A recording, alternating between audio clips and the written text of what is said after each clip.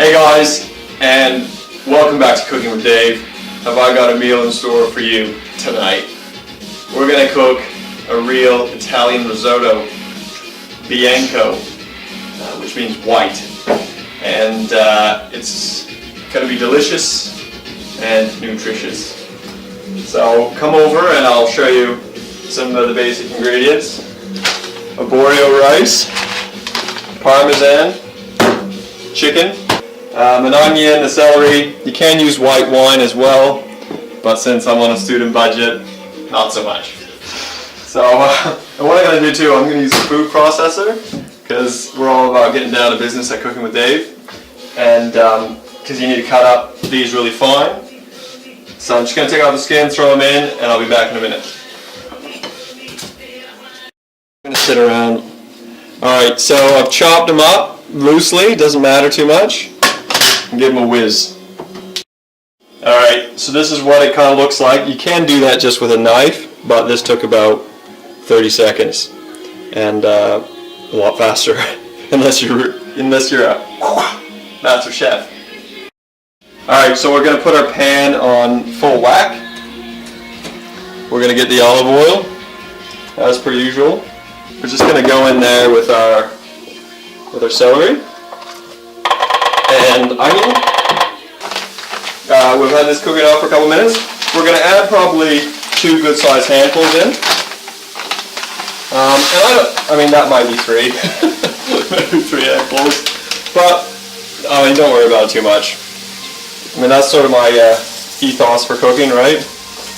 Just get in there.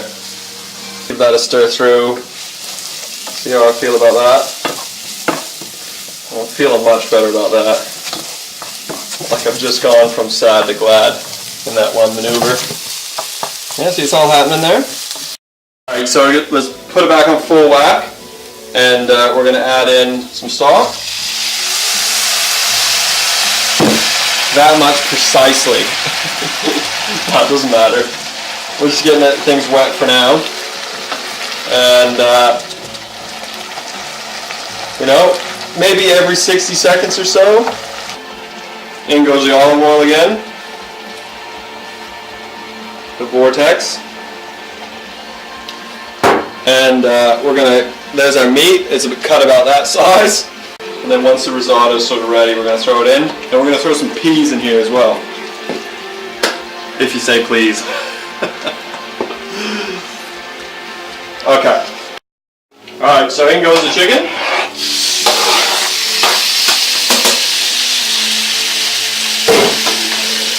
And over here, Biscuits again is multitasking, which is fantastic to see. And being cute and on his mat.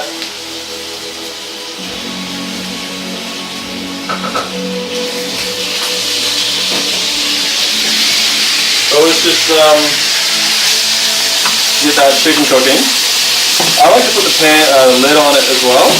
I find it kind of keeps the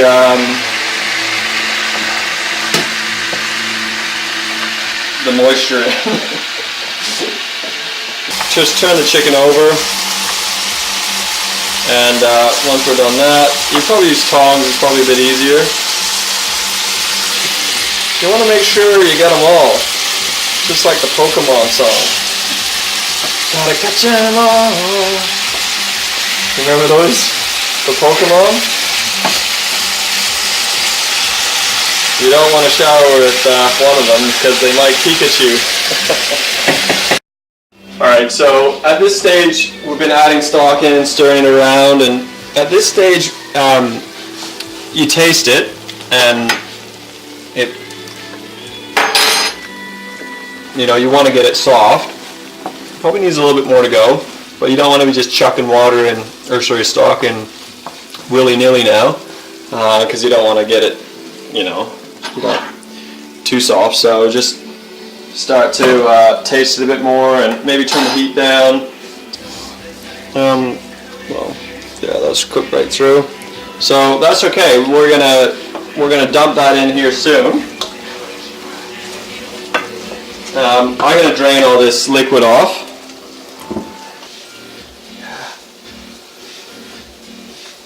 There we are, just second degree burn, so that's okay. And we'll just keep it there. I've turned the heat off. I'm just going to go in there with the Parmesan at this stage. Well, let's get the butter in there. That's a couple knobs of butter there. Again, this is sort of another comfort food dish. Seems like I've been doing comfort food a fair bit, so I may need some therapy. I don't know, just saying. But nah, it's alright. It's all good. Comfort food is good every once in a while. Go in there with the Parmesan. And let's give that a bit of a stir through. And at this stage, with the butter and the Parmesan, it's going to get creamy and oozy and delicious.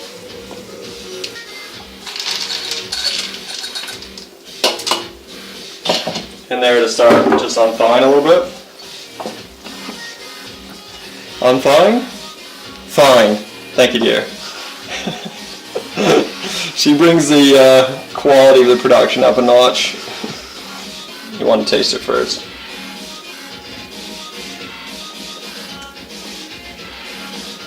Yeah, it's nice. I'm going to go in there with a little bit of salt. You know what I mean? You just gotta go in sometimes. I use Saxa salt because Saxa salt tastes great. And actually, I use this salt because, as opposed to like sea salt, which is big crystals. Oh, I don't know if you can see them, because that's gonna dissolve in a lot quicker, and you're gonna get a consistent taste. So that was maybe a teaspoon or two. Doesn't need much, like I said, because of the Parmesan. So let's give that a stir through. This is just gonna warm you up. You know, you sit on the couch with a bowl of this, with your chicken, your peas, your oozy Parmesan rice.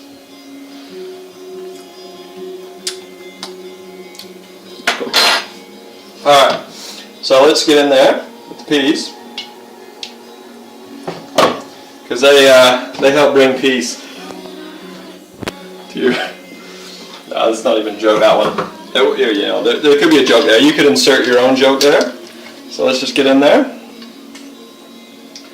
There's a bit of lemon zest.